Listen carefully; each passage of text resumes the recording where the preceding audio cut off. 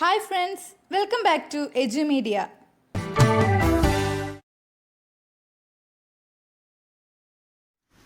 बच्चों नमस्ते। पिछली कक्षा में हम तो सूरीनाम में पहला दिन नामक पाठ का पहला भाग पढ़ा था। सूरीनाम तो दक्षिण अमेरिका के उत्तर पूर्वी तट पर स्थित है। ये तो 1975 तक डच उपनिवेश प्रदेश था। सूरीनाम की राजभाषा तो डच है। राजभाषा माने ऑफिशियल लैंग्वेज, लेकिन अंग्रेजी भी व्यापक रूप से बोली जाती है। वहाँ के भारतीय अप्रवासी सूरीनामी तो हिंदुस्तानी बोलते हैं। हिंदुस्तानी अवधी और भोजपुरी का मिश्रण है। बच्चों, हिंदी भाषा की 17 बोलियां हैं। इनमें 2 प्रमुख बोली हैं, अवधी और भोजपुरी। ये बोली और भाषा का अंतर क्या है? भाषा तो विस्तृत क्षेत्र में बोली जाती है, लेकिन बोली का क्षेत्र तो सीमित है। एक भाषा के अंदर कई बोलियां होते हैं। भाषा का प्रादेशिक रूप है बोली। भाषा में व्याकरण की जरूरत है, लेकिन बोली में व्याकरण की कोई जरूरत नहीं है। बोली तो बोलचाल की भाषा है. അപ്പോൾ ഭാഷയുടെ പ്രാദേശിക രൂപത്തെയാണ് നമ്മൾ ബോലി എന്ന് പറയുന്നത്. ഒരു ഭാഷയുടെ ഉള്ളിൽ ഒരുപാട് ബോലികൾ ഉണ്ടായിരിക്കും. ഹിന്ദി ഭാഷയ്ക്ക് 17 ബോലി 17 ബോലികളാണ് ഉള്ളത്. പ്രധാനമായും 17 എണ്ണമാണ് ഉള്ളത്. അതിലെ പ്രമുഖമായ 2 ബോലികളാണ് ഭോജ്പുരി और अवधी. बच्चों, सूरीनाम की राजभाषा तो क्या है? सूरीनाम की राजभाषा डच है. वहाँ के भारतीय अप्रवासी किस भाषा का प्रयोग करते हैं? हिंदुस्तानी. हिंदुस्तानी किन किन भाषाओं का मिश्रण है? अवधी और भोजपुरी. बच्चों, बाकी देखो.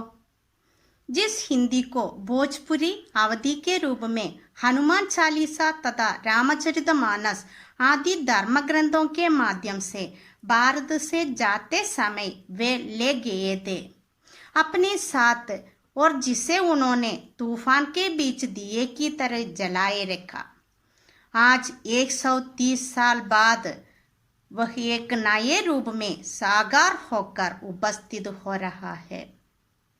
उसका वैश्विक स्वरूप उभर रहा है.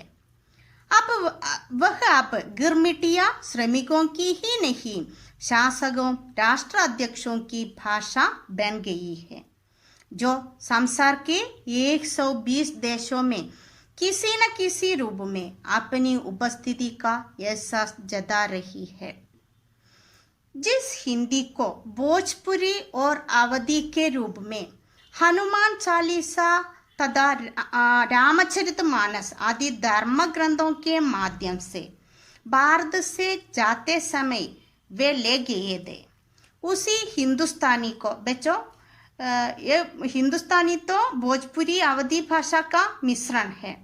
अब जिस हिंदी को भोजपुरी अवधी के रूप में या जिस हिंदुस्तानी को वे अपने साथ ले गए थे, वही हिंदुस्तानी को तूफान के बीच दिए की तरह जलाए रखा.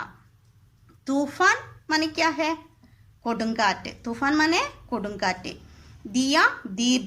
दिया माने दीप. ജലായ രക്കന ജ്വലിപ്പിച്ച് നിർത്തുക, കെടാതെ സൂക്ഷിക്കുക. ജലായ രക്കന ജ്വലിപ്പിച്ച് നിർത്തുക, കെടാതെ സൂക്ഷിക്കുക. ജലായ രക്ക. അപ്പോൾ तूफान से दिए को जलाए रखना तो कठिन कार्य है, कठिन काम है. उसी तरह है अंग्रेजी और डच व्यापक रूप से बोलने वालों के बीच यही हिंदुस्तानी को सुरक्षित रखना तो कठिन कार्य है.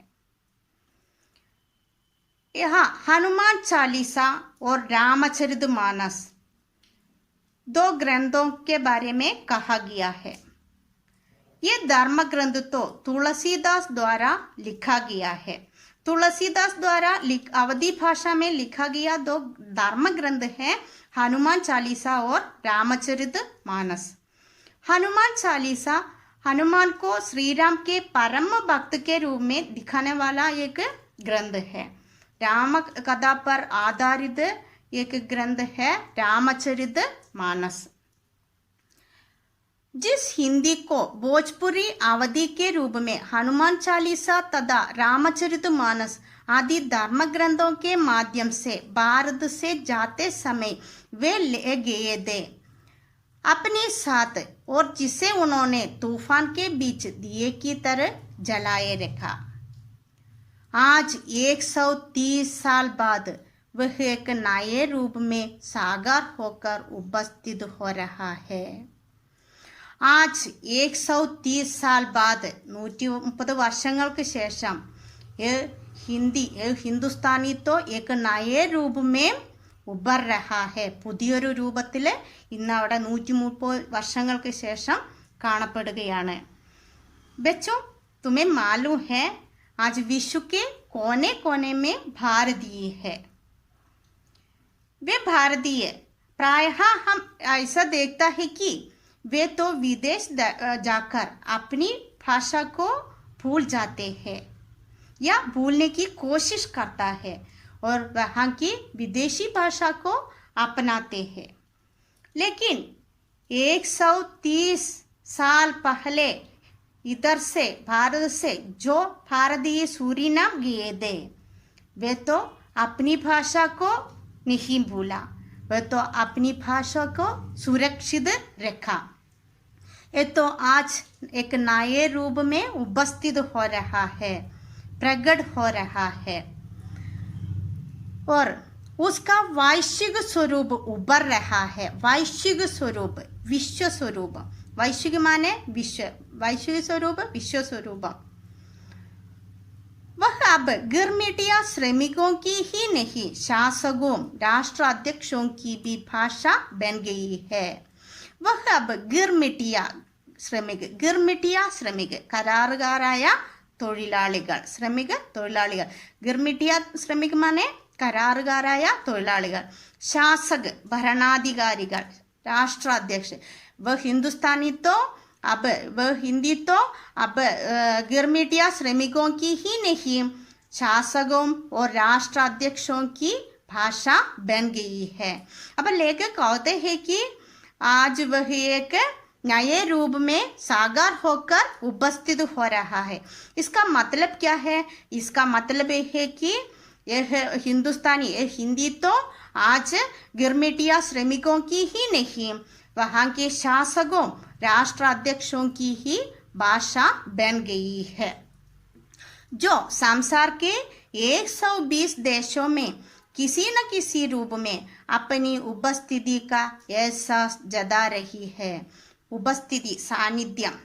अब ये तो संसार के 120 देशों में, ലോകത്തെ 120 ദേശങ്ങളിലും ഇന്ന് ഹിന്ദി അതിൻ്റെ സാന്നിധ്യം അറിയിച്ചുകൊണ്ടിരിക്കുന്നു।